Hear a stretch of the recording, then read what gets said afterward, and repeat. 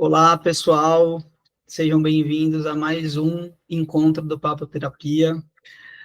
Desejo boas-vindas aí às pessoas que estão presentes aqui online e às pessoas que estão nos ouvindo nesse momento. Então, gostaria de apresentar o projeto para vocês. Papo Terapia faz parte da rede terapêutica, que é uma rede que a gente vem construindo para a gente poder trocar de um lugar de afeto, mas trazendo questões cotidianas para uma reflexão um pouco mais profunda, para um lugar de acolhimento, para um lugar onde a gente consiga ouvir, onde a gente consiga falar e a gente consiga refletir sobre algumas coisas que vão nos gerando incômodo dentro desse cotidiano. Papo Terapia são encontros online que a gente faz uma vez por mês, tem duração de 2 horas. Neste podcast, a gente vai publicar somente a primeira hora e a segunda para quem realmente está aqui, está online, está presente. Então, fica o convite, caso você esteja escutando e não participou de nenhum encontro, aqui no link da descrição tem o link do grupo, que é onde a gente troca e é onde os links dos encontros estão disponíveis, onde a gente vai comunicando os encontros. E a gente tem o apoio, né? Esse projeto, ele é um projeto voluntário, então não tem qualquer cobrança, mas tem uma contribuição voluntária. Quem sentir de apoiar o projeto, a gente tem 2 formas, que é o apoio pontual, onde você apoia o projeto com o valor que você quiser, na quantia que você quiser, pontualmente, para que a gente consiga manter este espaço. E tem um apoio mensal, que você vira realmente um mensalista também, no valor que você quiser, mas que ajuda a gente a expandir este projeto, tá? Então, este é o Papo Terapia, sejam muito bem-vindos. Hoje o nosso encontro vai falar sobre solidão. Então, o que a gente faz para não ficar só? Essa é a pergunta que a gente deixa, e para abrilhantar aí o nosso encontro, o convidado é o Giovanni Oliveira. Gel, seja muito bem-vindo, estou muito feliz com a sua presença aqui, está estreando, né, nesse espaço, então estou muito feliz. Gel é um psicólogo, um psicoterapeuta corporal, mas vou deixar que ele se apresente, porque ele é muito mais coisas além disso daqui que eu acabei de falar. Então, Gel, fica à vontade, seja muito bem-vindo. Olá, gente. Espero que todo mundo esteja bem aí. Sou o Giovanni, mais conhecido como Gel pela galera. Muitas variações do meu nome acontecem aí, Gel, G, Gi, já apareceu de tudo. Como o Lu falou, eu sou psicólogo de formação. Além da minha formação como psicólogo, eu tenho uma formação como psicoterapeuta corporal. Minha abordagem de base, na época da faculdade, não fui a pessoa que estava mais interessada na psicanálise ou na cognitiva. A humanista era a que mais me chamava a atenção, mas um dia, num projeto social, eu fui picado pelo bichinho das abordagens corporais, aí eu falei, nossa, eu acho que eu me encontrei.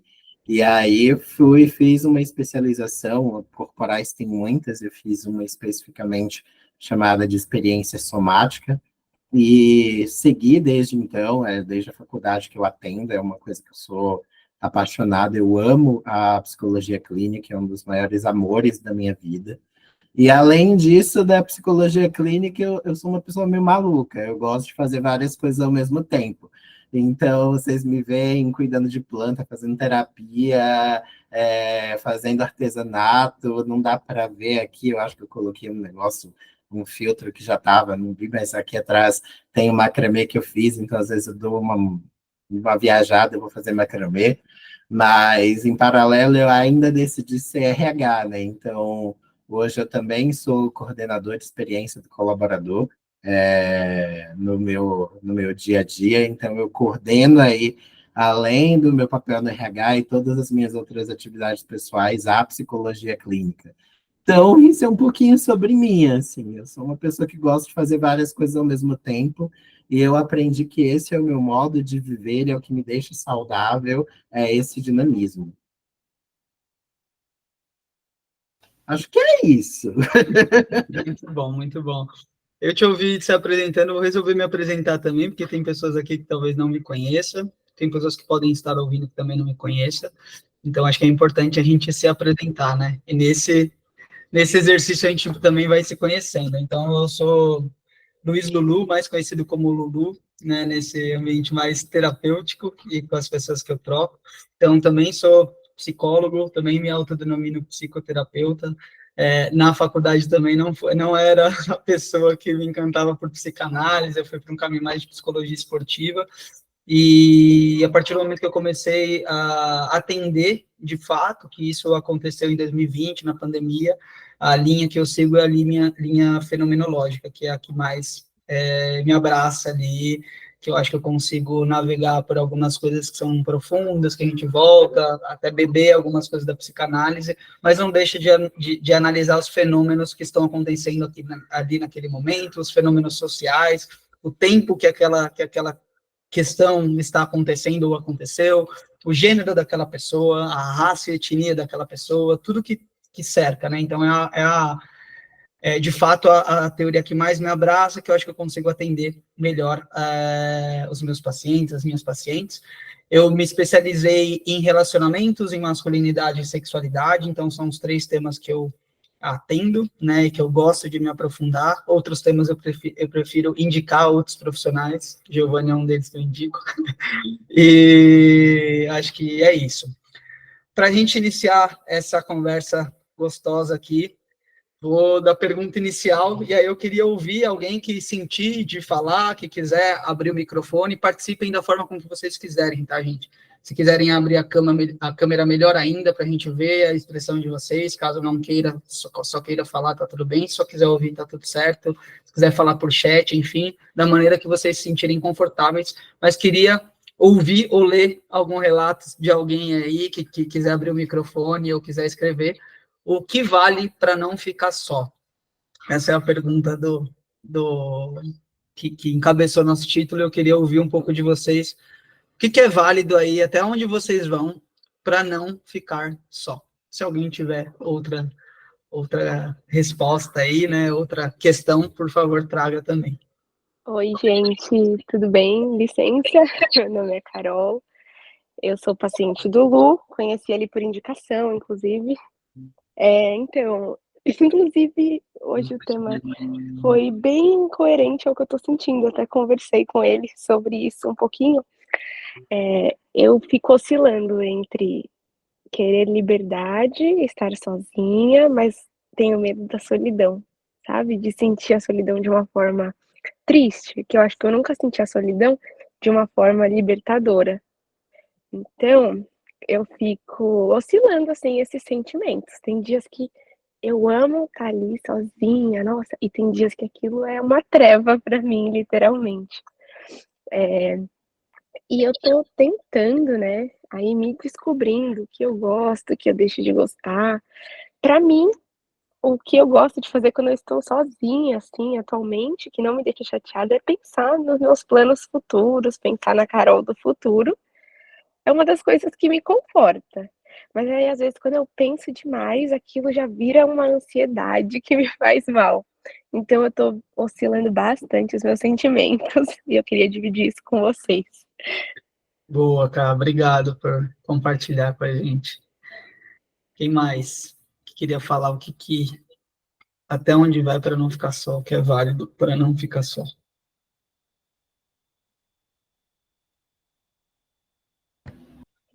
Gente, quem não quiser falar também pode colocar no chat, tá?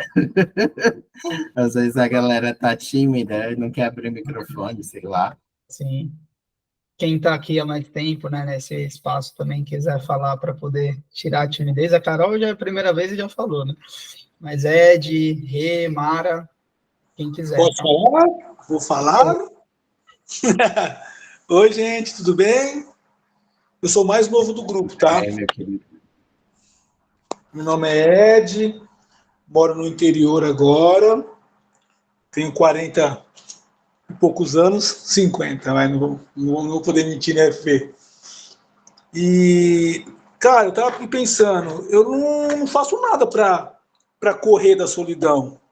Eu curto, hoje eu tô no momento, moro sozinho, sou separado há 6, quase 7 anos, e com a ajuda do psicólogo, eu hoje me sinto feliz estando sozinho. Eu não tenho preocupação. Há alguns anos atrás, 2 ou 3 anos, logo quando eu me separei, o meu medo era de ficar doente sozinho. Era o único medo que eu tinha. Pô, vou ficar doente, e aí, como que eu vou fazer? Né? Como que eu vou me virar? Mas chegou um ponto da vida que eu falei, mano, deixa acontecer. Se tiver que ficar doente, de alguma forma vou ter ajuda ou não. Mas eu parei de pensar nisso. Então hoje eu curto minha vida, trabalhando muito, trabalho demais, viajo quando eu posso, curto. Hoje eu andar com minha cachorra me faz bem, eu andar de bicicleta para ir trabalhar me faz bem, eu trabalho no centro espírita kardecista de segunda e terça, me faz muito bem. Então tudo me faz bem, fazer uma comida igual eu estou fazendo agora me faz bem. Então eu não procuro alguma forma de escapar da solidão, não. Eu estou dentro dela e estou curtindo. Estou curtindo essa parada de estar sozinho, de fazer as coisas sozinho. E por um tempo eu fiquei pensando, será que eu estou me escondendo de alguma coisa? Ou, né, mascarando essa solidão, pondo trabalho em cima, ou curtindo de uma forma me enganando, na verdade, né? Mas não, hoje eu curto, eu entendi que eu prefiro ficar sozinho, às vezes. Gosto de ter amigos, gosto de conversar, mas não me preocupo de estar na solidão, não. De ficar na solidão, não. Tô tranquilo. Legal. Você comentou que isso, a questão da terapia te ajudou, né? Já foi Uhum. diferente em algum momento da vida que você queira compartilhar, de tipo, você se vê em situações que você estava na situação só para não ficar sozinho, só para fugir dessa solidão? Sempre tive família, né? Sempre fui casado 12 anos com uma pessoa, depois me separei, fiquei 6 anos, depois me casei de novo, fiquei mais 12 anos. Isso para mim foi uma dificuldade depois da segunda separação, que eu sempre fiquei com todo mundo, era muito família, casa, isso me dava uma certa segurança. E aí, de repente, isso acabou. E aí, durante uns 2, 3 anos, eu fiquei bem preocupado com isso. Falei, nossa, e agora? Como que eu vou fazer, né? Como que eu vou me virar? Como que vai ser? Já tô com 50 anos, né? E já me sentia, tipo, mano, vou ficar doente, porque no momento eu posso ficar doente e tal. Mas agora não, tô tranquilo. Me sinto super bem e tá tudo bem. Boa. Obrigado por compartilhar com a gente aí. Tamo junto. Alguém mais quer trazer uma visão diferente ou igual às que foram faladas até agora?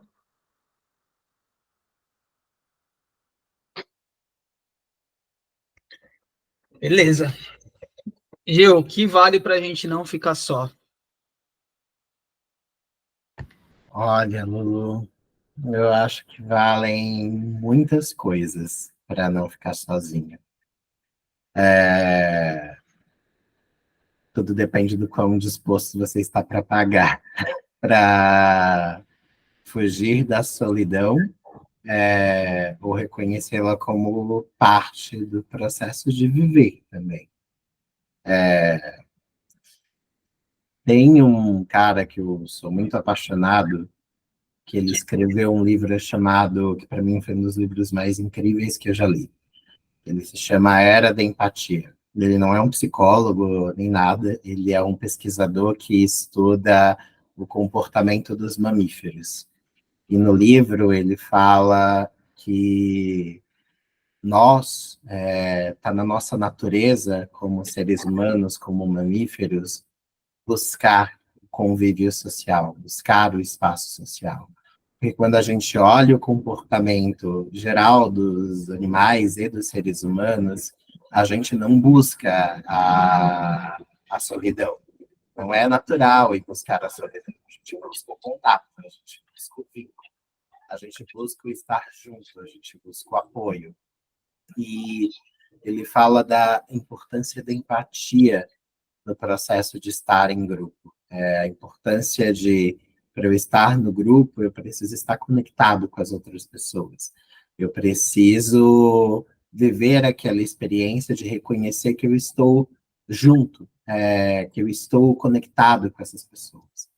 Então, o que vale para não ficar sozinho talvez seja natural a gente buscar não estar sozinho, porque é da nossa natureza ir até o outro. A gente está o tempo todo criando laços. Eu estou o tempo todo fazendo amigos, eu estou o tempo todo. Não estou dizendo que é uma regra, tá, gente? E buscar relacionamento, namorar, fazer amizades, mas até mesmo no nosso, sim, nossa vida. A gente não trabalha sozinho. Para trabalhar, eu dependo da outra pessoa. Mesmo que eu tenha um negócio, eu sou uma empresa, eu sou uma empresa de uma pessoa só, eu preciso que alguém compre o meu produto. Para comprar do meu produto, eu não preciso de um produto, eu preciso de pessoas. Eu preciso de uma rede.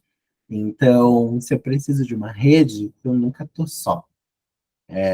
Mas qual que é o valor que eu atribuo e a qualidade da relação que eu construo com as outras pessoas. Então, nossa, vale tudo para não ficar sozinho, porque de fato a gente dedica a nossa vida a não estar sozinho. A gente nasce da união de pessoas.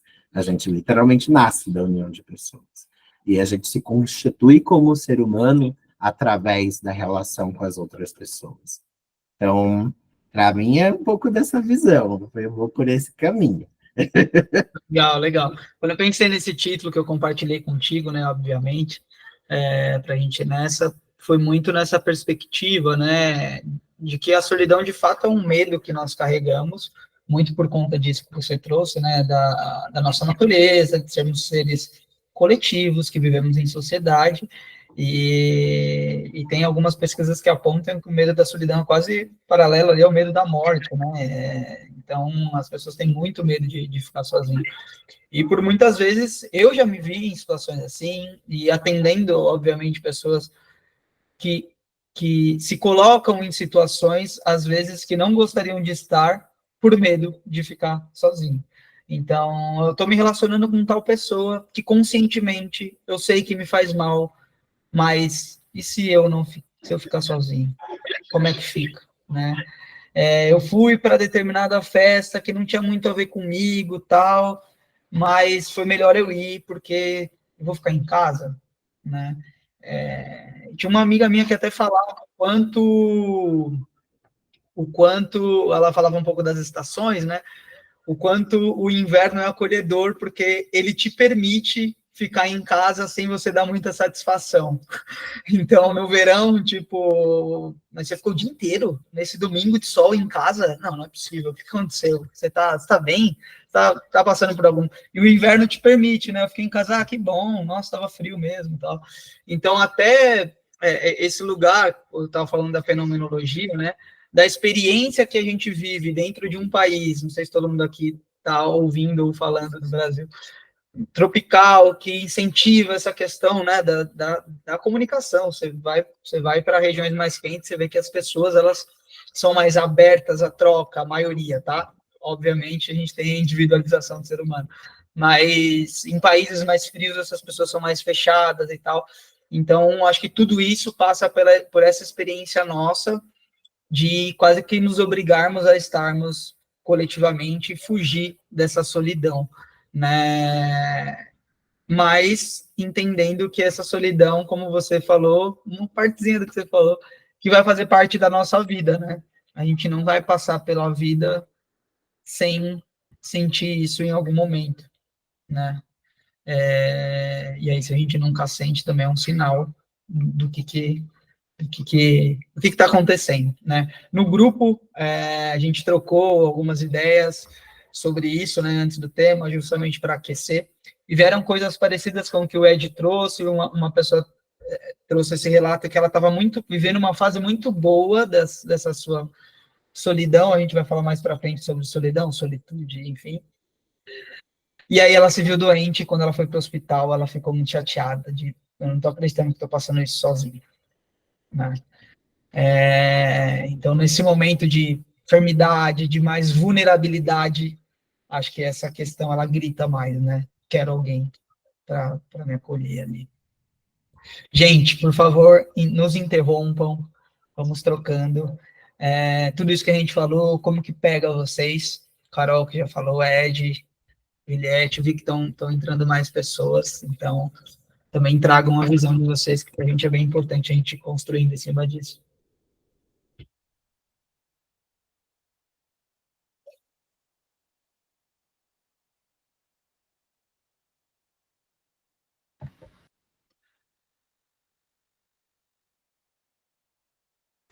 Pronto, gente. Não nos deixem solitários. Olha, Lulu, eu acho que eu vou fazer, enquanto a galera toma coragem, alguns comentários, assim, sobre o que você falou. Quando a gente fala sobre, putz, eu já me coloquei em situações complicadas, vou falar primeiro eu me coloquei em situações complicadas para não ficar sozinho, né?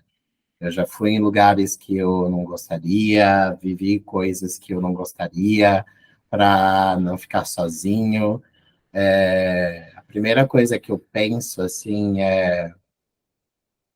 putz, somos seres sociais, a gente vai atrás da relação, a gente vai atrás do vínculo. Mas falando um pouco de solidão, solitude, vou trazer um exemplo. Eu estou aqui, eu estou conversando com vocês, estou conhecendo pessoas novas, eu estou vivendo uma experiência, eu não estou sozinho nesse momento. Mas quando aqui acaba, em que momento eu paro para, comigo mesmo, refletir sobre o que eu aprendi dessa experiência? O que o Lulu falou que tocou em mim como indivíduo, como Giovanni? O que quando eu escuto um relato de alguém que ficou sozinho numa cama de hospital e estava doente e não tinha apoio de outras pessoas, mexe dentro de mim e me faz olhar para mim mesmo e falar, putz, eu acho que tem algo dentro de mim que se mobiliza quando eu escuto isso. O que isso quer dizer sobre mim? É a famosa, o que isso tem a ver comigo? Que eu escutei a história de uma outra pessoa, não é sobre a minha. Mas se eu me mobilizo, tem algo a ver comigo, não é sobre a outra pessoa. Para que eu esteja atento para, primeiro, descobrir que essa pergunta existe e depois ir atrás dessa resposta, eu preciso do meu tempo comigo mesmo. Eu preciso parar e me escutar. E nesse processo, quando eu paro e eu me escuto, e eu estou atento a o que isso tem a ver comigo, eu volto e tenho uma nova conversa com o Lulu de uma qualidade muito diferente. E isso muda a minha qualidade de presença. Isso mobiliza uma autenticidade, porque eu reconheço que tem algo em mim que me torna mais eu nesse segundo encontro com o Lulu, que era diferente do anterior.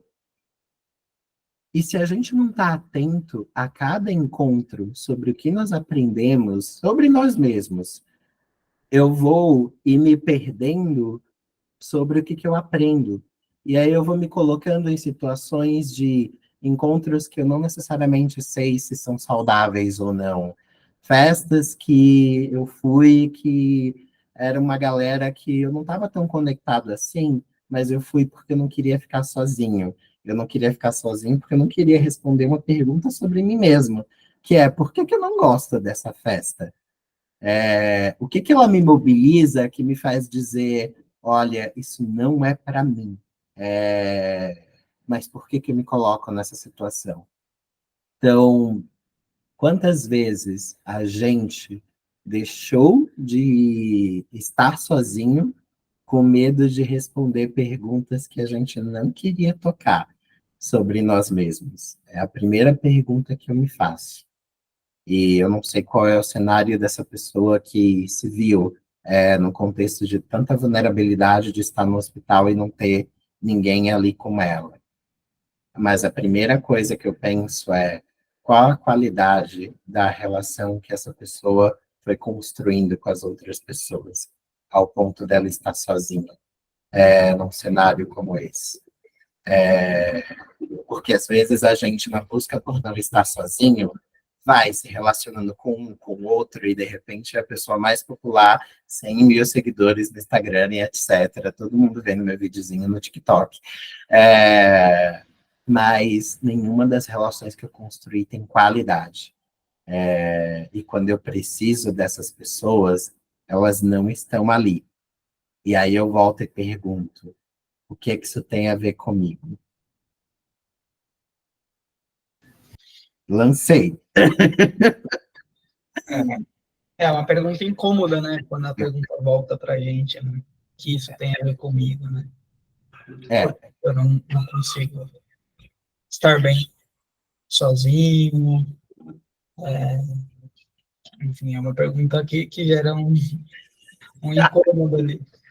É uma pergunta que mobiliza, uma pergunta que mobiliza. E é uma pergunta que eu me fiz várias vezes em muitos momentos em que eu estive sozinho comigo mesmo.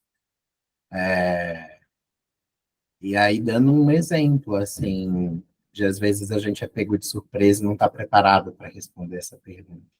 Eu e o Lu fomos trocando um pouco hoje, e, claro, falar de solidão, a gente sempre lembra do cenário pandemia, onde todo mundo literalmente ficou preso nas suas casas, e não podiam sair, né? Então, fora quem estava trabalhando e tal, desligava o computador do trabalho e tal, parava o trabalho, ia para casa e ficava em isolamento. E quem você ia buscar para não ficar sozinho? Não tinha opção. Se você morasse sozinho, você estava preso. Aí você fazia live com seus amigos, mas no momento a live acabava. E o que sobrava? Sobrava você com você mesmo.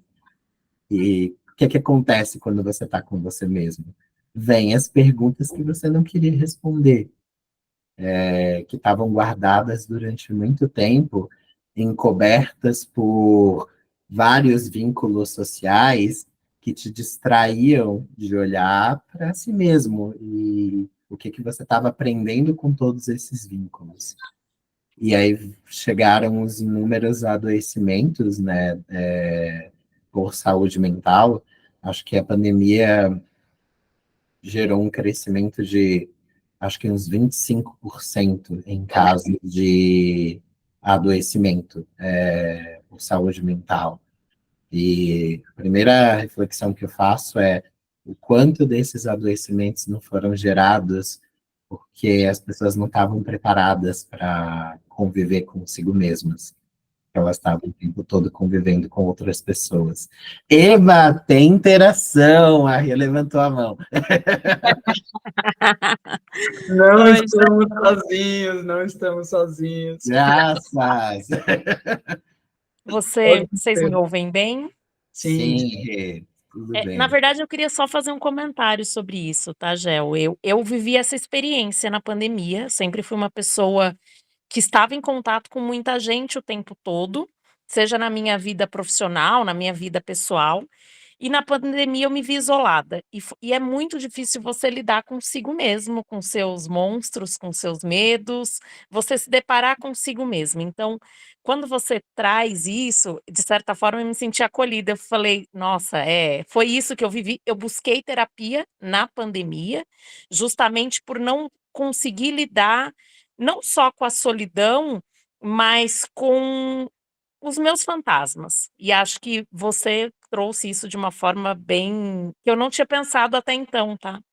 Eu busquei terapia na pandemia, mas para mim foi muito difícil. Então eu me vi numa casa, só eu e meu marido quase todo o tempo, e vendo as coisas acontecerem fora no mundo de uma forma muito sem saber o que vai ser, não sei dizer a palavra exata, mas sem saber o que seria, do mundo, assim. E tendo que lidar com os meus próprios fantasmas profissionais, existia uma insegurança de muitas pessoas ali. O que vai ser? A gente não sabe quanto tempo a pandemia vai durar, qual o impacto nos trabalhos, no dinheiro, e tendo que lidar com a casa, com o dia a dia, não tendo contato com as pessoas. Assim como você falou, né, o que vale? Eu fiz as lives, jantei com amigos meus remoto mais de uma vez, Aí hoje eu penso, eu falo, e funcionou, mas porque eu não estava lidando bem com o estar sozinha há tanto tempo, né? Então, isso que você trouxe se aplica bastante ao que eu vivi. Muito bom, Rê. É isso, gente. Quem sentir de falar, tragam experiências, porque sempre enriquece o debate. E sobre esse lugar, né, que o Gil falou, da gente refletir também quando a gente está sozinho, para melhorar as nossas experiências. Tem um amigo meu que fala que, falando sobre luto, mas eu acho que dá para aplicar para várias coisas. Ele fala que o velório é um evento. O luto mesmo bate quando você está sozinho. Quando você percebe que aquela pessoa já não tem mais, não está mais no seu convívio, né?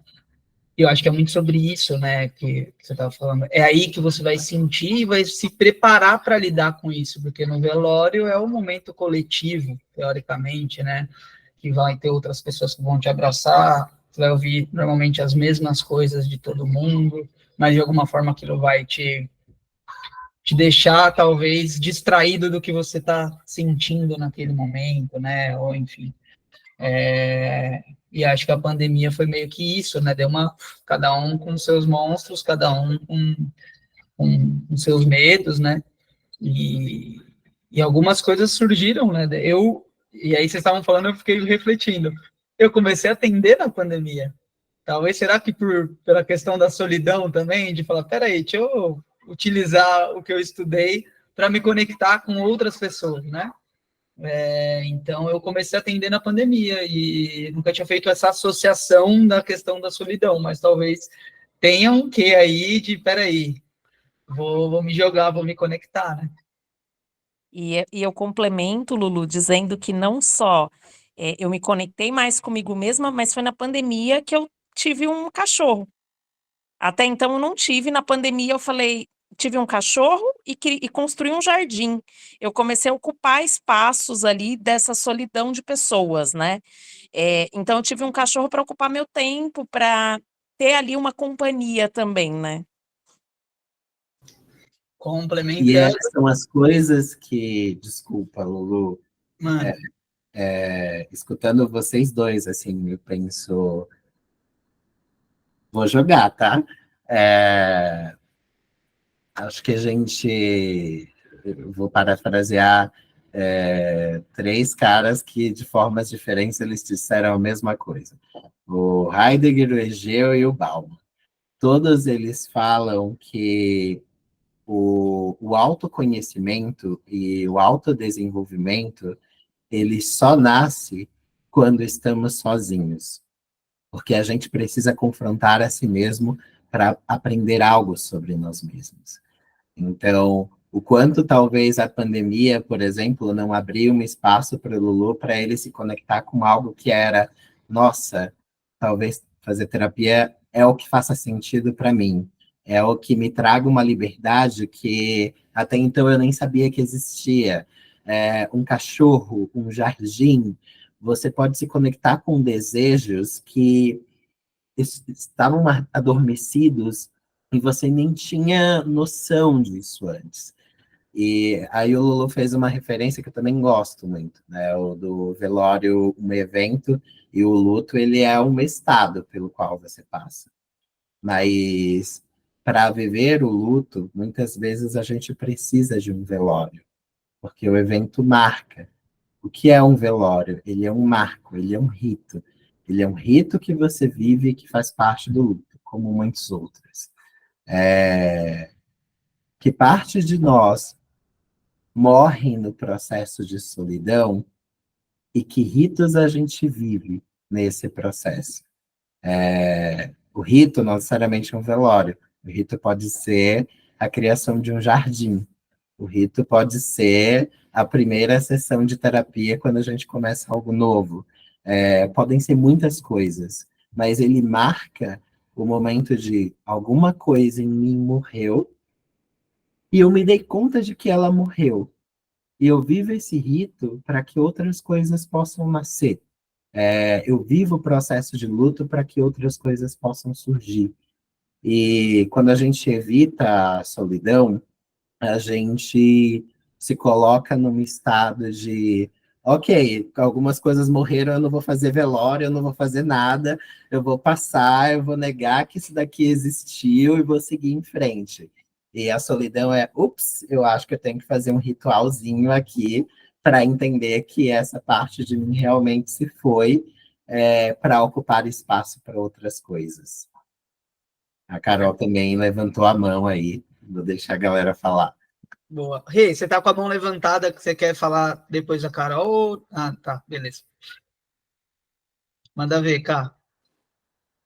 E, gente, achei agora o que você falou, eu até me emocionei, porque eu acho que eu tô vivendo esse momento.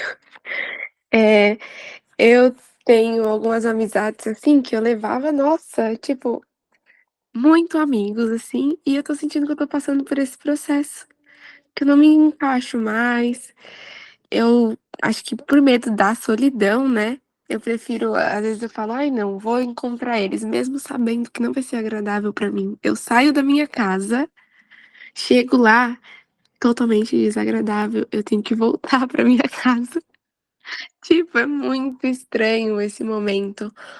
E quando a gente começa a identificar que aquele espaço que acolheu a gente por tanto tempo não acolhe mais, é isso, a sensação é muito estranha.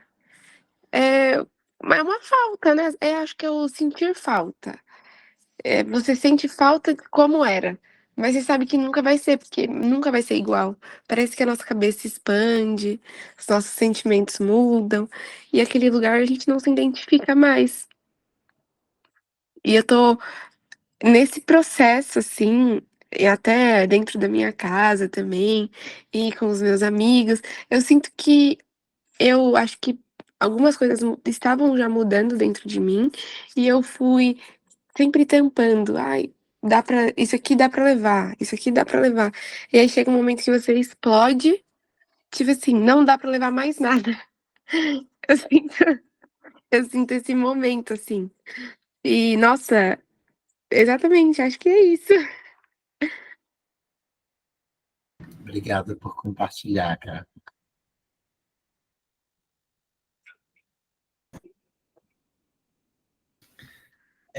Eu acho importante o que a Carol trouxe, né? Quando a gente fala das nossas relações, porque é isso, a gente está em constante movimento, né?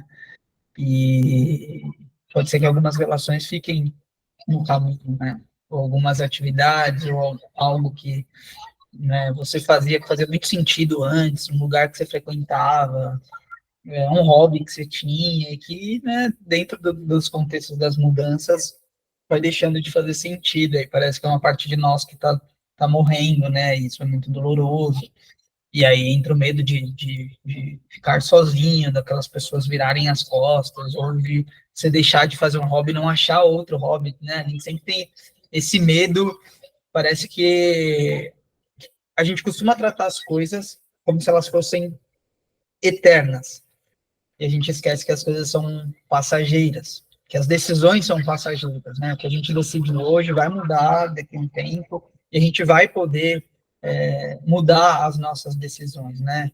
Exceto algumas decisões que não tem muita possibilidade de mudar, que são pouquíssimas, né? Que não são nem decisões, né? Mas situações, que é morte, filho, talvez é uma coisa bem difícil de você mudar, né? Então, a partir do momento que você toma uma decisão ou tem um filho e tal, então são coisas um pouco mais longevas, mas a maioria das decisões que a gente toma são decisões que são passageiras, né? E a gente toma como, então, aquela amizade, aquele lugar, aquele hobby, se eu parar de fazer, eu nunca mais vou achar outro. Se eu terminar esse relacionamento, eu nunca mais vou achar outra pessoa que me acolha dessa forma, né? Enfim, então a gente tem muitos medos, né, dentro da nossa existência, esquecendo que as coisas realmente elas são passageiras, né? E o que vai fazer a diferença é como a gente vai passar por aquele momento, né?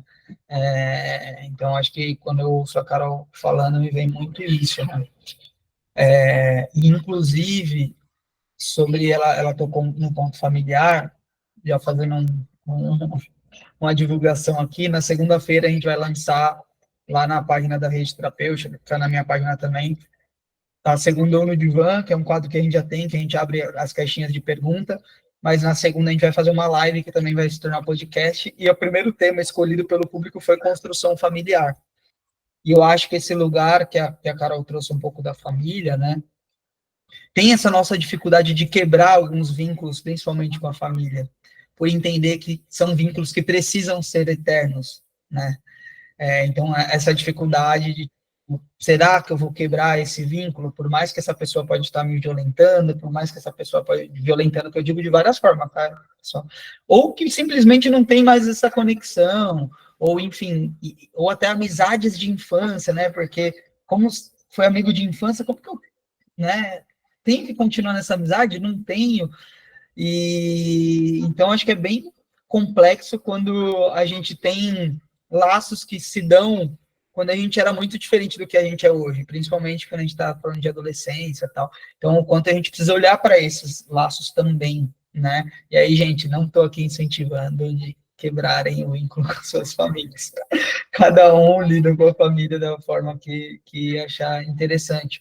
Mas acho que é muito esse olhar, né, de não obrigação, mas do que eu quero construir. Gil falou bastante disso. Como eu quero construir as relações, né? E que preço que eu quero pagar por isso. E aí eu vou fazer um complemento, já que você tocou nesse ponto das relações, família, amizade. Tem duas pessoas com as mãos abertas. Falo primeiro e vocês perguntam primeiro. Estou na dúvida agora. Lulu, me ajuda. Continua a linha de raciocínio, e aí acho que o Ed levantou a mão primeiro e depois a Mara, e aí a gente segue. Tá bom.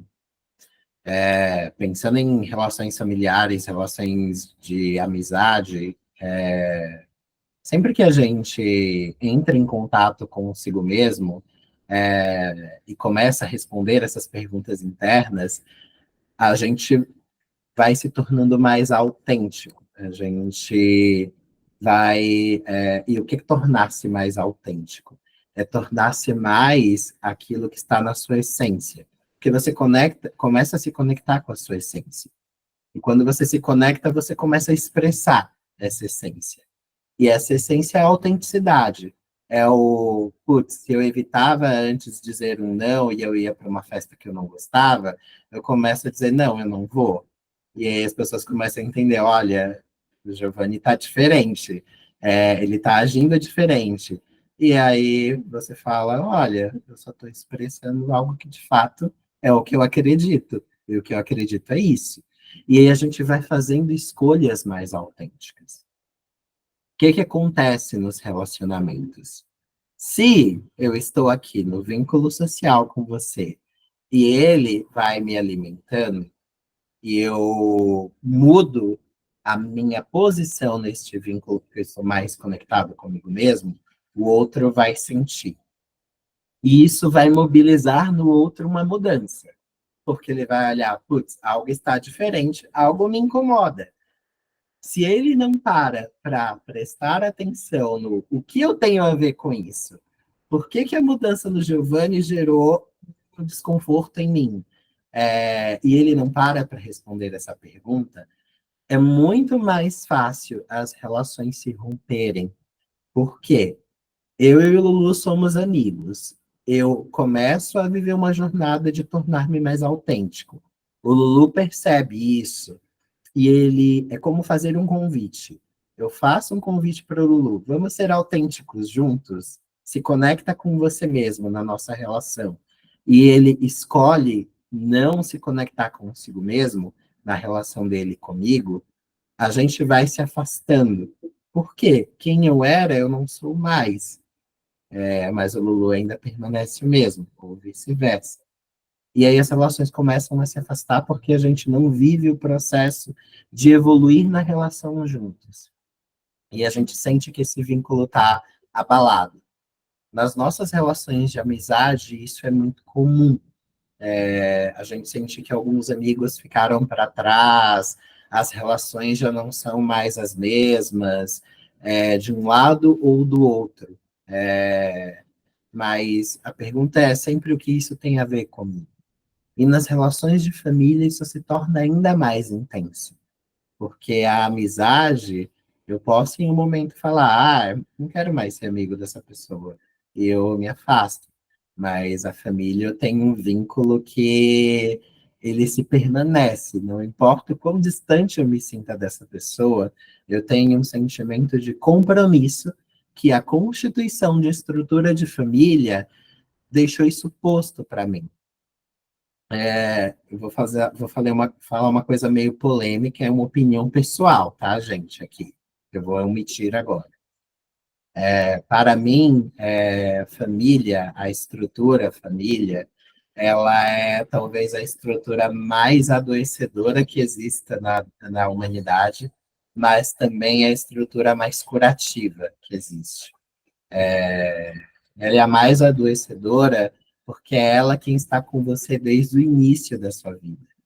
Você nasceu de um berço familiar, mesmo que essa família tenha vindo de uma pessoa só, mesmo que essa família tenha vindo de uma comunidade, tenha vindo de um grupo de pessoas, aquilo, se está na sua base, você veio dali, você vai entender aquilo como família, porque é a sua origem. E se é a sua origem, a gente entende que família, como origem, eu tenho um compromisso. No processo de formação, que é social, eu aprendo.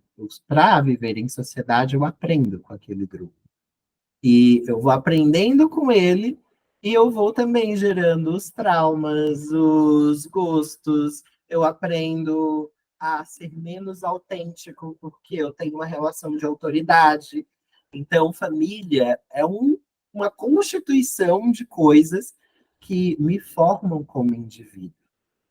E aí depois, quando eu me deparo com as perguntas do o que eu tenho a ver com a minha família, o que eu tenho a ver com esses comportamentos que eu aprendi, e aí eu vou me tornando mais autêntico, eu começo a confrontar essa família. Eu começo a questionar essa família. E para questionar eu não preciso ir embora, mas a família é o confronto de como eu questiono e eu permaneço aqui.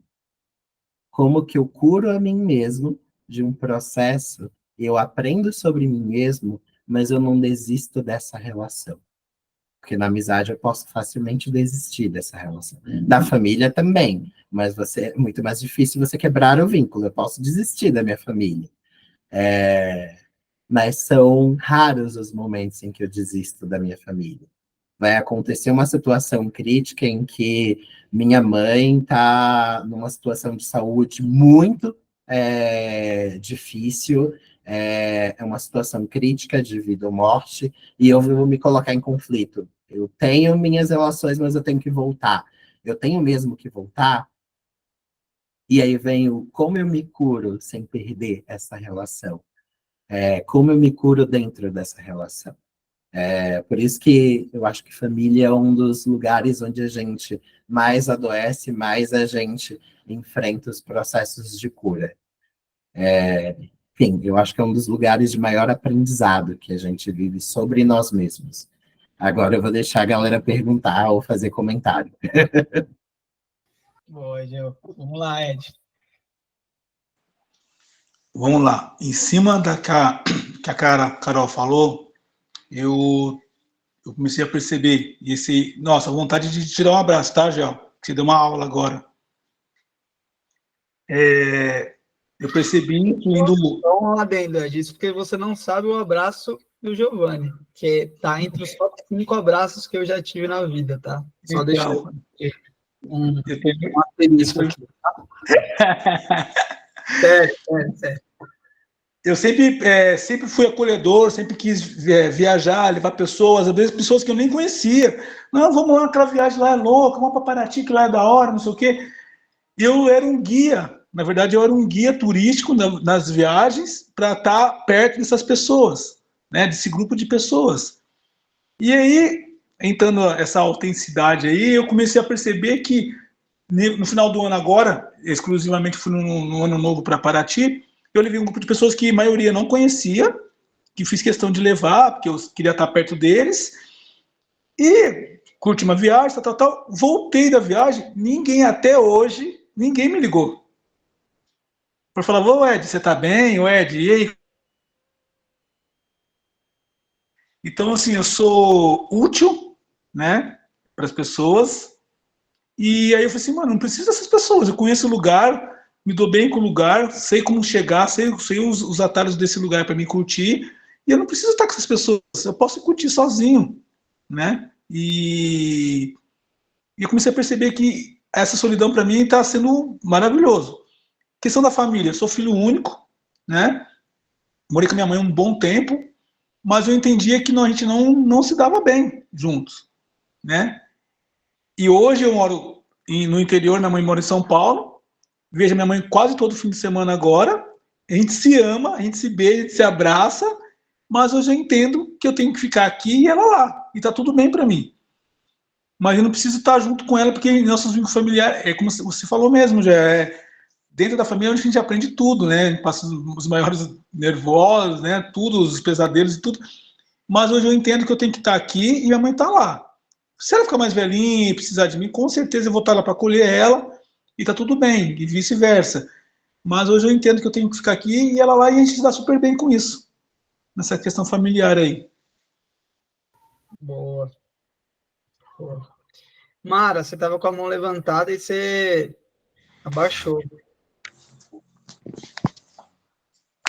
Quer trazer? É que agora eu tô na perua, mas acho que o Gel falou muito do que eu ia falar. É que tá cheio aqui, não dá pra falar muito. Tá bom. Se você quiser escrever no chat, fica à vontade, tá? Vai ser importante te ouvir. Mesmo que o Gel tenha falado que você pensou, é bom ouvir por você também, porque com certeza vai trazer algo diferente do que a gente estava falando. Se você puder digitar e quiser, fica à vontade, tá? Em cima do que o Ed trouxe, né? Acho que tem um Vou lugar... tentar. Beleza. Da gente se descobrir dentro dessa solidão. Acho que a gente pode adentrar sobre solidão e solitude. Eu tenho um pouco de... Confesso que repulsa um pouco da palavra solitude, porque em determinado momento eu entendi, na minha análise pessoal, tá, gente, que estavam romantizando a solidão. E aí isso me deu uma... Peraí, gente, solidão é um puta problema, todo mundo sofre, e agora você abre a internet, tá todo mundo falando que é legal, tá sozinho, que, nossa, é maravilhoso, que não sei o quê. Apesar de entender todos esses benefícios que a gente tá falando até agora, não vou ser incoerente, apesar que somos incoerentes a todo momento, mas é tipo...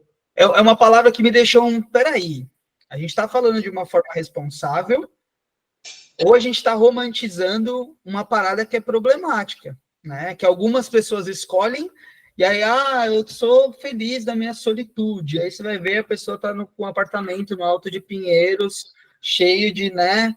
E aí, quando você vê, a pessoa tá lá, fudida, pegando transporte público, demorando 3 horas para chegar em casa se vê sozinho, e aí tem um monte de responsa para fazer, e aí então eu fiquei com um pouco de repulsa da palavra, sendo muito transparente aqui.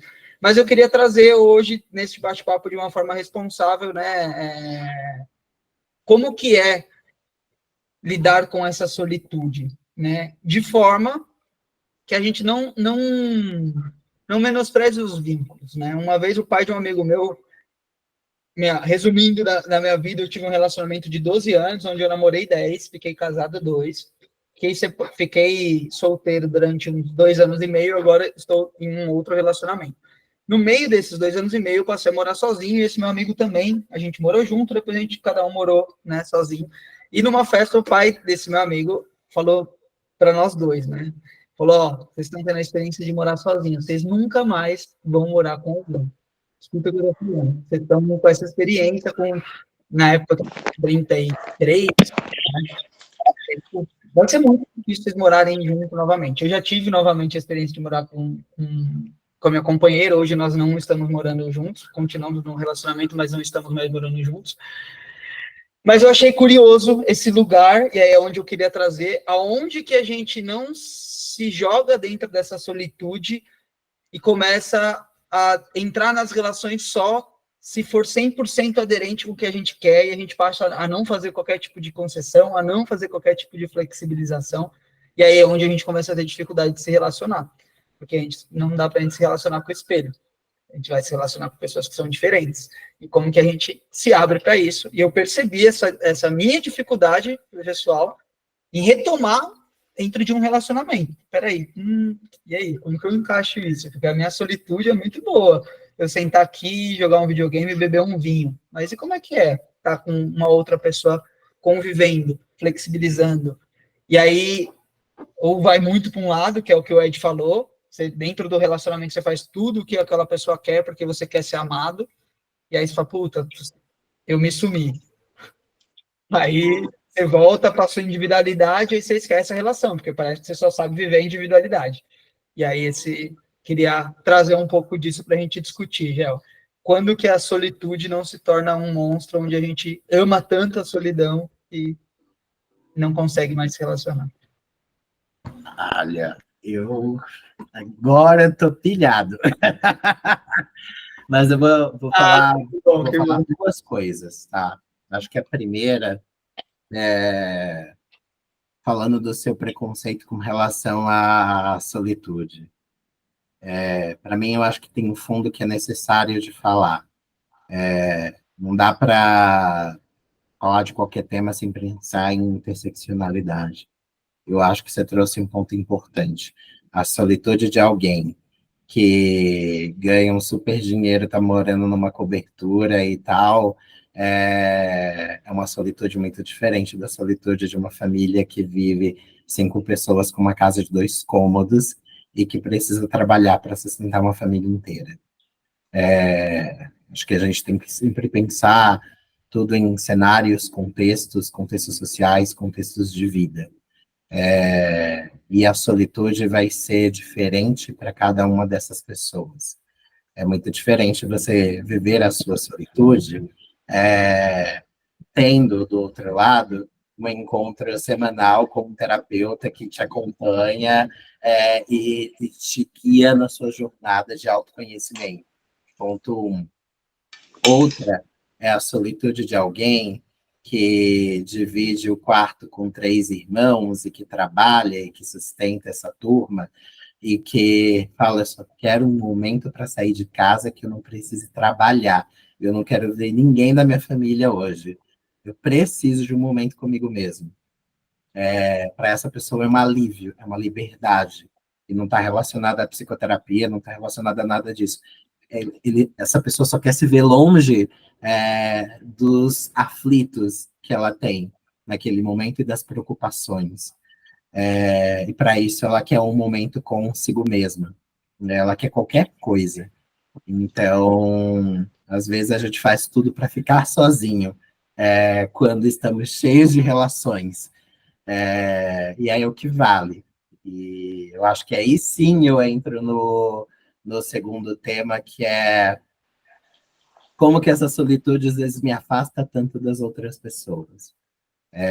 Quando que o cenário social que a gente vive passa a ser tão angustiante que nós só queremos sair dele para ficar nós com nós mesmos. E às vezes é necessário aquele chamado da urgência do gente, eu não estou tendo tempo para responder as minhas perguntas internas. Eu não estou tendo tempo nem para permitir que meu cérebro não tenha perguntas, sabe? Eu só quero jogar videogame e beber um vinho. Não quero mais nada, eu só quero isso. E a solitude ela pode ser usada para autoconhecimento, mas ela pode ser usada para descanso. Ela pode ser usada para inúmeras coisas. Mas, tocando no tema eu vivi um relacionamento em que eu fui casado, eu convivi no mesmo espaço com uma pessoa, morei sozinho, voltei e, putz, percebi que aquilo não era exatamente para mim. Eu acho que tem 2 elementos aí. Tem primeiro um elemento que hoje a gente questiona mais os modelos tradicionais de relacionamento. Isso é uma verdade. Eu não preciso me relacionar com a minha família do mesmo jeito. Eu acho que foi aqui está o Antônio, foi o Ed. O Ed falou, eu vejo a minha mãe uma vez por semana e a gente tem uma ótima relação, eu fico aqui no interior. É a relação que ele descobriu que faz bem no processo dele de relação com a mãe dele hoje, dele com ele mesmo. talvez em outros contextos sociais não nos fosse permitido dizer, olha, esse modelo aqui de que a família tem que estar sempre junta, mora todo mundo no mesmo bairro e se vê o tempo todo, é o que é certo, ninguém pode fazer diferente. Não, hoje a gente questiona, e a gente começa a questionar coisas mais profundas. Eu não preciso ter um relacionamento de confiança e de afeto e de qualidade com outra pessoa, tendo que morar com ela. Existem outras formas de estar juntos e aproveitar dessa relação, talvez. Eu acho que a gente está começando a explorar outras formas de relacionamento, porque a gente está parando para responder mais essas perguntas internas e descobrindo o que é que isso tem a ver comigo. E antes eu agia no automático, eu vivia essa relação no automático, e hoje eu me permito falar, eu acho que isso que diziam que era que eu tinha que fazer não combina exatamente com quem eu sou. Não combina exatamente com como eu quero viver minha vida e o que é qualidade para mim. Qualidade nas relações, qualidade no tempo comigo mesmo. Então, eu acho que a gente está se explorando mais nos relacionamentos. E o risco, outro risco que eu vejo é quando a solitude se torna egoísmo. Nossa, eu coloco meu tempo comigo mesmo acima de todas as coisas, e quando eu escuto o outro, mas eu quero estar perto de você, mas eu quero estar próximo de você. Você está escutando esse pedido? Como esse pedido chega para você? E é o pedido de alguém que você tem uma relação. O que é que essa pessoa representa para você? O maravilhoso do Sartre falava muito sobre liberdade, conceito de liberdade, e a liberdade, ela é reconhecer também a liberdade do outro. Então, quais que são os limites do outro e quais que são os meus limites? Então, até onde eu sou livre, respeitando a liberdade do outro? E se a liberdade do outro é a liberdade de dizer, eu quero estar próximo de você? O que você faz com isso? Sim. Sim. O assunto é... Você dá corda, eu vou falando. Não, mas é isso, é para isso mesmo. A Carol trouxe no começo, né? Inclusive quase medo da liberdade, né? Tipo, eu quero estar mais sozinho para ter mais liberdade, mais autonomia das minhas decisões, mas me dá um medo de ficar sozinha, né? Da solidão e tal. Eu acho que a solidão tem esse caráter muito da não escolha, né? Quando a gente está escolhendo estar sozinho, acho que vai caminhar mais para esse lugar da solitude. Vou assumir essa palavra, tá? Só por hoje. Tá bom. Só uma pergunta, gente. Vocês ficam escutando a minha gata miando? Não. Não, que bom, porque ela tá miando loucamente aqui. É essa pessoinha aqui, ó. Ela subiu no meu colo agora e começou a miar. Mas acho que a solidão é quando você não escolhe, né? E aí eu acho que quando você não escolhe, mentalmente você vai ter que atravessar por esse momento. Eu esqueci quem é a pessoa que fala, né? Eu vou trazer esse paralelo sobre luto, mas também da solidão. Falou luto, você não passa, você atravessa. Porque se você esperar passar, ele não vai passar, você vai ter que atravessar e vai ser dolorido e tal. Eu acho que a solidão talvez caminhe um pouco pelo mesmo lugar, tá? As proporções, mais de um lugar de tipo, atravesse a solidão, né? Vai ser doloroso e tal, mas você vai precisar atravessar. E aí, quando as pessoas se apaixonam pela solitude, como retomar esse lugar social, né? Esse lugar do coletivo, esse lugar de que as relações, elas demandam concessões, né? Você não vai ter uma relação onde vai ser 100% as coisas que você quer, da forma como você quer. Você vai ter que fazer concessão, né? Não dá para viver só de concessão, se você está só fazendo concessões e não está existindo nessa relação até algum ponto, mas você vai precisar ter concessão, você vai precisar entender o que você vai conceder, e acho que entra na questão que você falou do autoconhecimento, do ser autêntico, né? mas a autenticidade também de servir, não para só as nossas escolhas, mas para o que a gente também sabe que a gente pode abrir mão em prol de uma boa relação, né? Acho que entra nesse lugar da gente conseguir se relacionar, né? E aí, quando a gente está sozinho, entender o que a gente está querendo segurar, né? Porque às vezes a gente está sozinho porque a gente está querendo segurar alguma coisa, né? Então, quando você traz esse lugar, são essas coisas que me vem à cabeça. Não sei se alguém quer falar alguma coisa, a gente já está há bastante tempo falando. Conversem com a gente, tragam alguma coisa. Como que esse papo aí está chegando para vocês? A Mara trouxe uma pergunta aqui no chat, se a solidão pode ser usada como fuga também. A solidão não, a solitude. Ela perguntou aqui. Pode ser usado como fuga também, a solitude? E aí volta, né? Fugindo do quê? E o Ed falou isso também, né? Que ele chegou a pensar, quando ele estava bem consigo mesmo, do que ele estava se escondendo. Na sua opinião, pode ser usado como fuga? Posso responder? Vou responder do Giovanni. Peraí. Alguém quer responder essa pergunta? O que vocês acham? Vai lá, Isso alguém. também. É bom para a gente ouvir.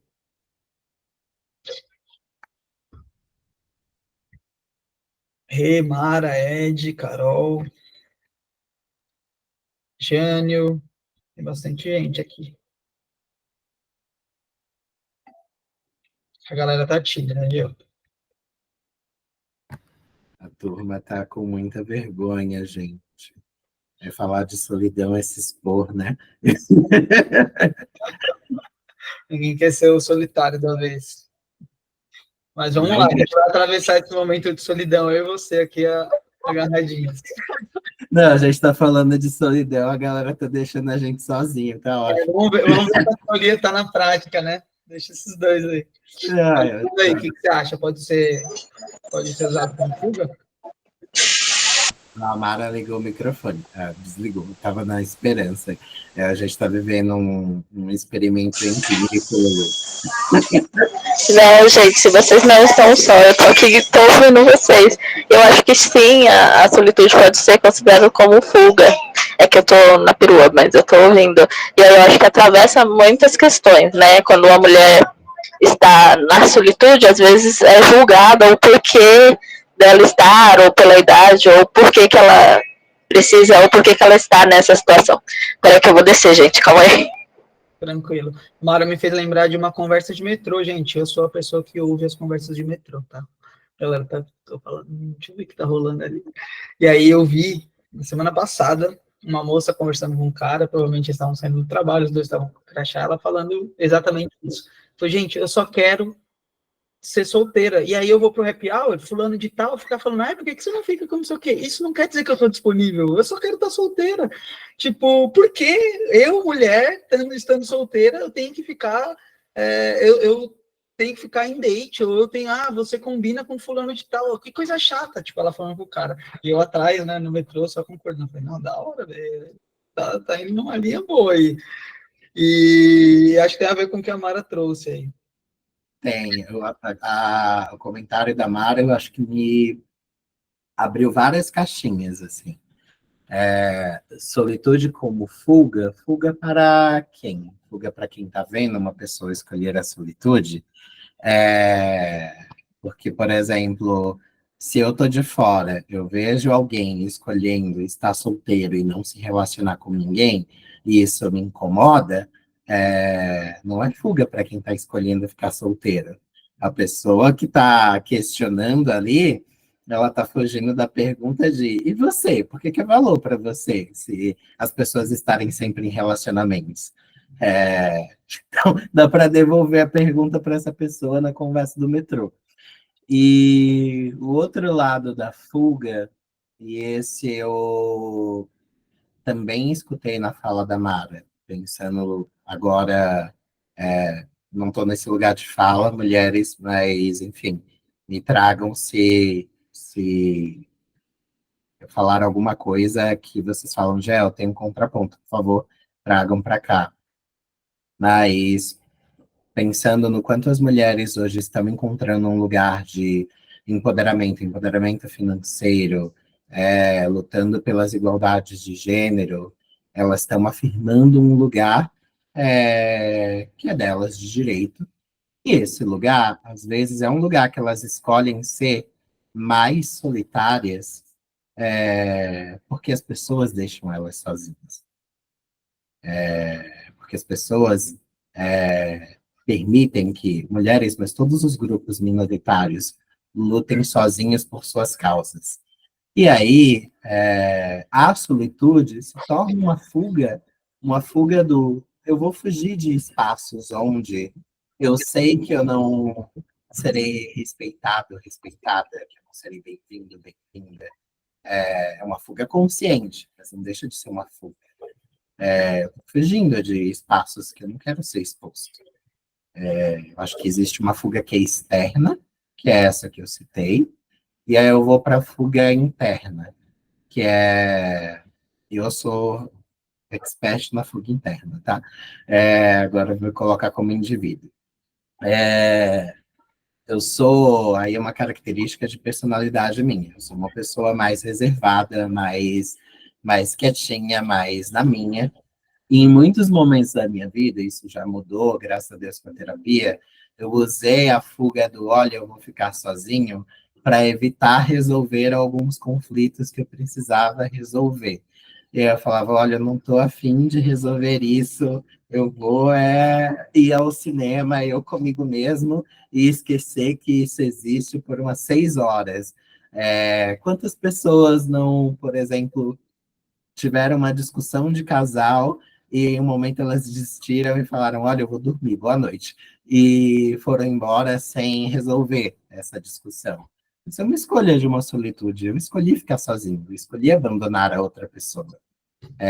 Eu escolhi fugir daquele conflito. Pode ser consciente do, nossa, eu não sou capaz de resolver essa discussão agora. Eu preciso de tempo para refletir. Mas para isso eu preciso fugir. Preciso fugir para pensar e depois eu voltar. Ou então eu vou fugir e eu não vou voltar nunca mais. Então, existem, sim, solitude pode ser um caminho de fuga para algumas pessoas. Depende do quão consciente você está dele ou não. Perfeito. Concordo. E acho que a gente precisa normalizar algumas coisas. Por exemplo, a fuga. A fuga é uma coisa que a gente normalmente olha de um lugar ruim, né? Ah, você não pode fugir. Quem disse? Né? Quando a gente olha para as questões animais, vamos dizer assim, quando você se vê acuado, o animal ele faz 2 coisas, ou ele foge ou ele enfrenta, né? Ou ele ataca. E tem momentos que talvez o melhor é a fuga mesmo. E aí você vai decidir. O ponto tem animal que consegue ficar fugindo a vida toda? Não tem. Dependendo do problema, ou você vai e ataca, e às vezes o animal morre nesse ataque. Mas é isso, não dá para você fugir a vida toda, mas em determinados momentos, por que não? Né? E aí eu acho que a solitude ela pode entrar assim como uma fuga, né? Nesses casos que você trouxe, eu não vejo a fuga como, eu particularmente não vejo a fuga como algo negativo, né? O ponto para mim é quando a solitude, que também pode entrar para mim, entra nessa fuga mais constante. Então eu deixo de me relacionar porque eu sei que dentro das relações vai bater algo que é meu, sei lá, eu sou uma pessoa controladora, dentro de uma relação isso vai fugir do controle, porque a pessoa não está sob o meu controle. Então eu deixo de me relacionar, ou eu vou até determinado ponto das relações, molho só até o tornozelo e falar, porque eu estou muito bem eu comigo mesmo, e aí eu vou me isolando, e vou me isolando, né? Então acho que a Rê trouxe aqui em primeiro momento, ela trouxe 3 mensagens, eu vou ler as 3, tá, Rê? Mas ela falou, para mim, quando a gente aprende a viver sozinha, as relações podem cansar. Ela levou um tempo para aprender a viver a solitude, exemplo, na pandemia, e de repente tudo volta, e ela sente que ela desaprendeu a socializar. Então, acho que esse é um ponto importante, né, que eu estou falando dessa questão da gente, talvez, né, não vou me relacionar, e você vai acabando ficando ilhado. E tem até pesquisas que falam que a nova geração aí, a geração de millennials, transam menos. E tem até pesquisas que falam que, sei lá, putz, eu até já publiquei isso na rede terapêutica. As pessoas, se continuar progressivamente, as pessoas vão parar de transar, porque é isso. Você encontra tanto prazer nas coisas sozinho, e aí, quanto menos você faz, menos você tem vontade de fazer. Quanto menos você se relaciona, menos você tem vontade de se relacionar, né? E isso muito porque a gente vai se embebecendo do saber, né? Eu sei tanto sobre mim que eu me basto. Então, acho que tem um lugar do autoconhecimento bem importante, mas que isso reverta na nossa possibilidade de se relacionar de forma mais saudável com as pessoas. Então, a solitude, a solidão, ela é importante, como o Geu já trouxe no começo, né? Para a gente se melhorar enquanto pessoas, para que a gente se relacione de forma mais saudável. Mas ainda vai vir o ponto da relação, porque senão a gente se torna seres ilhados, né? E aí entra aquela questão. Talvez esse momento seja mais da solidão, mas entender que isso é passageiro, assim como a maioria das coisas na nossa vida, né? Não sei se alguém tem algum para trazer. Eu tenho um ponto, mas eu vou esperar alguém falar. Aí tem mais 2 mensagens que eu queria ler aqui da rede.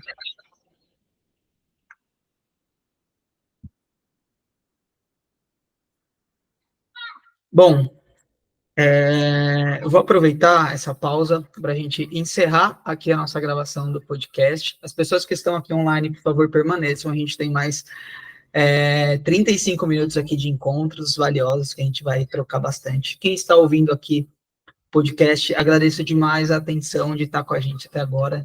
Quer participar dos próximos encontros? Entra aqui no link que está aqui na descrição, entra no nosso grupo, vamos ter várias discussões. O próximo encontro é dia 24 desse mês, especialmente esse mês a gente vai ter 2, porque teve um rearranjo aí de agenda, e o próximo encontro vai acontecer dia 24, quarta-feira, às 8 da noite, e o tema é Meu Corpo, Minhas Regras, aí um ponto de interrogação, e quem vai estar com a gente é a Nutri Scavone, que por acaso é minha prima, ela faz um excelente trabalho aí nas redes sociais, e isso surgiu de um bate-papo nosso, que ela sempre perguntava para as pessoas, mas você quer chegar nesse nível aqui de corpo, se só existisse você no mundo, era esse o seu objetivo?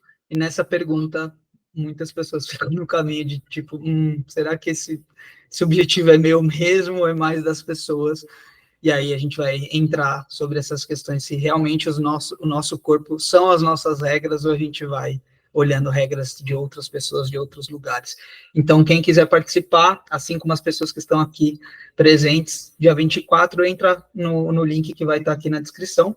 Quem quiser apoiar o projeto financeiramente, a gente também tem 2 opções que estão aqui na descrição, então fiquem à vontade para que a gente consiga manter esse projeto, para que a gente consiga expandir esse projeto e cada vez trazer mais pessoas geniais como o Giovanni aqui para a roda de conversa e que a gente consiga ter essa manutenção desse espaço. Então, quem acompanhou com a gente até agora, beijos, tenham uma boa semana e para quem está aqui, permaneçam que a gente vai continuar esse bate-papo. Quer se despedir, Gil? Fala um pouco de você, fala um pouco do seu trabalho, a gente vai deixar o link aqui também do Instagram do Gil, para quem quiser entrar em contato diretamente com ele. Fala um pouco de você. Vou falar um pouquinho, acho que primeiro agradecer ao Lulu pelo convite desse bate-papo. Estou adorando essa conversa, eu acho que, enfim, adoro conversar sobre psicologia, cenários sociais e comportamento humano. É uma das minhas maiores paixões, eu amo o que eu faço, eu amo a psicologia é minha essência de vida, eu acho que não seria outra coisa que não psicólogo na minha vida, mas, por acaso, se alguém tiver interesse e tal, sou psicólogo, psicoterapeuta corporal, gosto muito da humanista, mas a minha especialização é mais psicoterapia corporal. Eu tenho preferência para atender casos de depressão, contextos sociais, contextos de vulnerabilidade, ansiedade, eu acho que é mais minha especialidade, TEPT, porque eu acho que tem um compromisso da psicologia em resolver problemas sociais, e muitos dos adoecimentos que passam pelo site terapêutico, acho que o Lulu vai concordar comigo, vêm de cenários sociais. Então, acho que a gente tem um compromisso social de como que a gente apoia cada uma das pessoas a passar e a aprender e a seguir com umas experiências, por mais difíceis que a vida nos faça passar. Então, acho que esse é meu foco como psicoterapeuta. Podem me acionar pelo Instagram, lá também tem meu link do WhatsApp. Se alguém quiser marcar uma conversa, entender como é que é esse negócio de psicoterapia corporal, o que é diferente das outras, estou aberto também para bater um papo com quem está curioso aí. E se vocês tiverem alguém para indicar também, putz, tem um psicoterapeuta lá que atende com abordagem corporal, com foco mais social, estou por aqui, gente. Muito obrigado. Boa, Geo. Felicidade de te ter aqui. Fiquem bem e até a próxima.